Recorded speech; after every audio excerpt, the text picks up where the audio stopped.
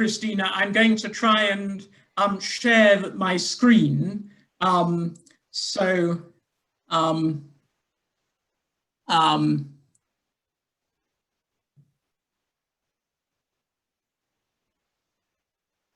hoping I've done that successfully.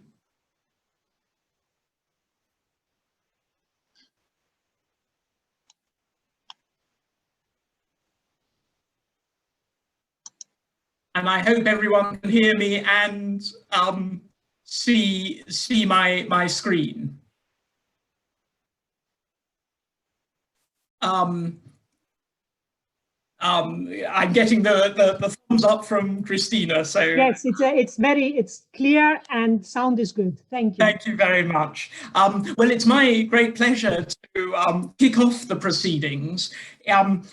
I think that's because this is the earliest of the projects that's being featured today, a project that started in 2012, which makes me feel a little old, but it was a great adventure for the Bodleian.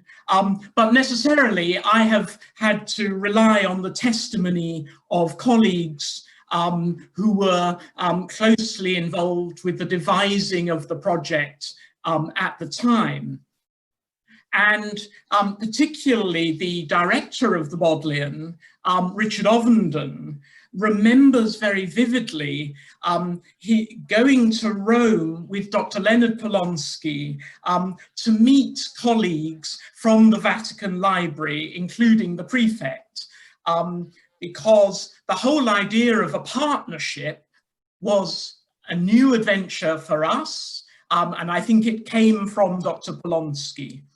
And this partnership had a very enjoyably ecumenical element, because on the one hand you had the Vatican, and on the other hand you had the Bodleian, whose founder, Sir Thomas Bodley, was what we would describe today as a fundamentalist Protestant.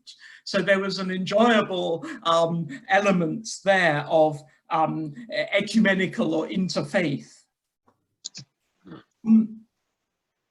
The whole idea of large-scale digitization of manuscripts and early printed books was an innovation for us. We had participated in the digitization of modern printed books on an industrial scale in the Google project, but we had never attempted such a thing in relation to special collections. So it was an adventure, and I think such projects always are. However much everything seems to be laid down in the project plan, all the details of the timing and the technicalities and the number of images, there are always unknowns, what Mr. Donald Rumsfeld used to call known unknowns and unknown unknowns. In their notes for this presentation, a colleague from another library wrote of the project plan producing a flawless progression of the project. But I have to say, I've never seen a flawless progression in my experience. And hence, I think two things from the fact that it's an adventure. The first is the importance of the role of the project manager. And this, I think, was also something relatively new to us when this project began. And I want to pay tribute to the colleagues, my colleagues at the Bodleian, who are often rather unsung as project managers. And I want to mention their names, if I may: Christine Madsen, Emma Stanford, and Ruth Turvey.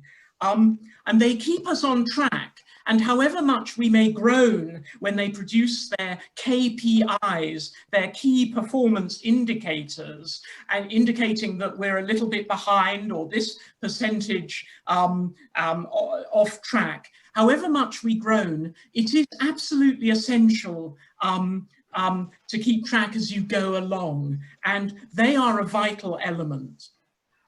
And I think also the other element that's vital is transparency on the part of the project partners. And that is both the willingness of the institutions to say what's going right and what's going wrong. But also I want to pay tribute to the Polonsky Foundation for their receptiveness to that honest reporting. There are foundations where if things go wrong, you try and hide it and hush it up. But we do feel with the Polonsky Foundation that this is something that if we share a problem and then we work out what to do about it and what the recovery, how to get back on track. And I think that's very important. And in that spirit, the Polonsky Foundation always has a lessons learned section in the final report.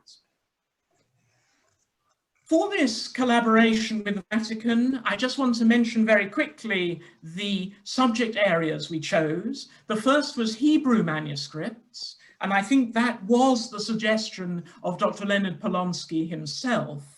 And we investigated a cooperation with the National Library of Israel, which would have made it even more interfaith, but that didn't, in the event, come off.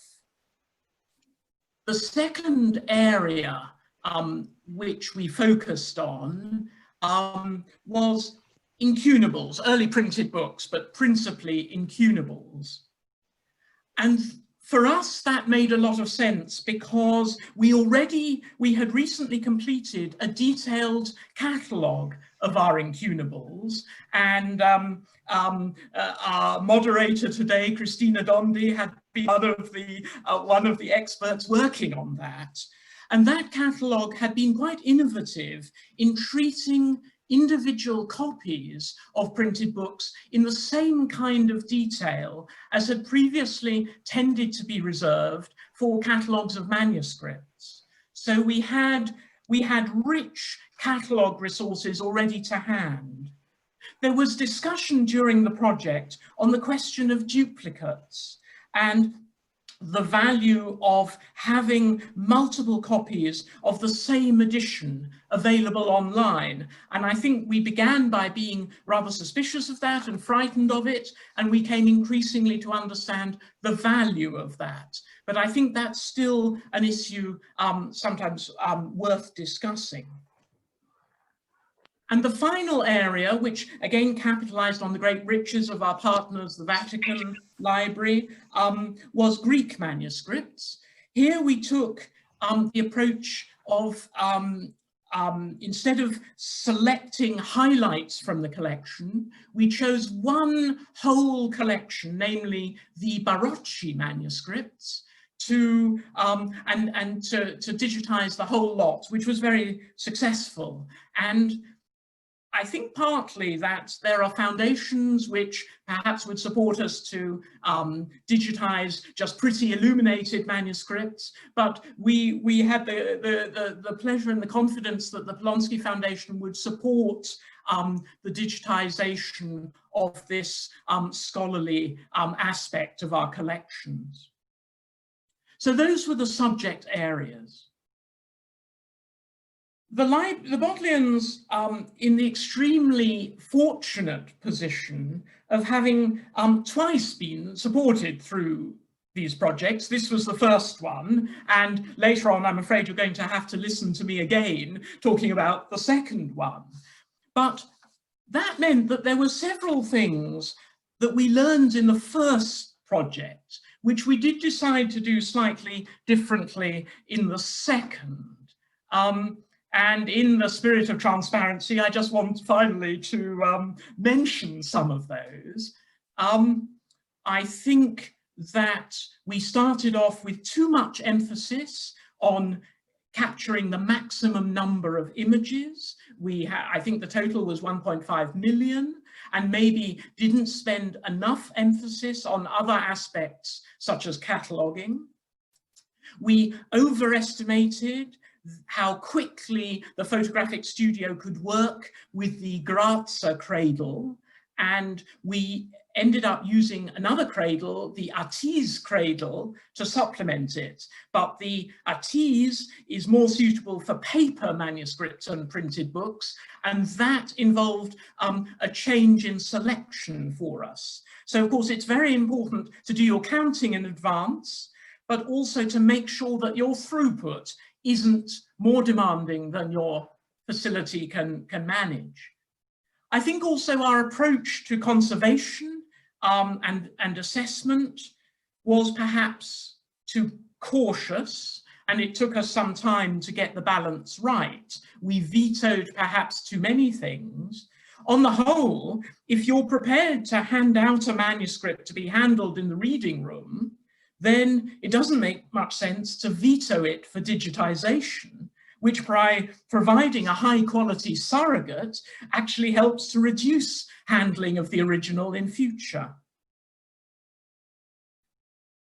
Finally, so I will mention, yes, how we did things differently in our second project, but one more thing to mention finally now, and that is the long-term sustainability, which is so important.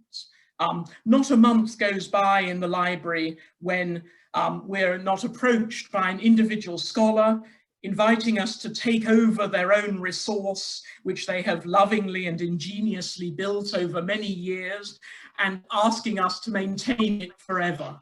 And alas, the answer is usually that we cannot. So of course, it's essential not to do anything in a project like this that is incompatible with your existing standards, that each library should be ready to store its own content on its own digital platform in perpetuity, even though the visibility or identity of the partnership is maintained through a unified interface.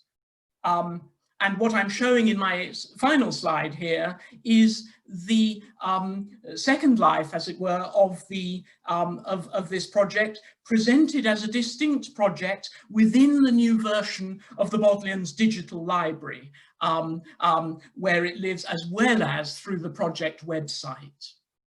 So I hope I'll stop there and hope I haven't spilled the beans too shockingly.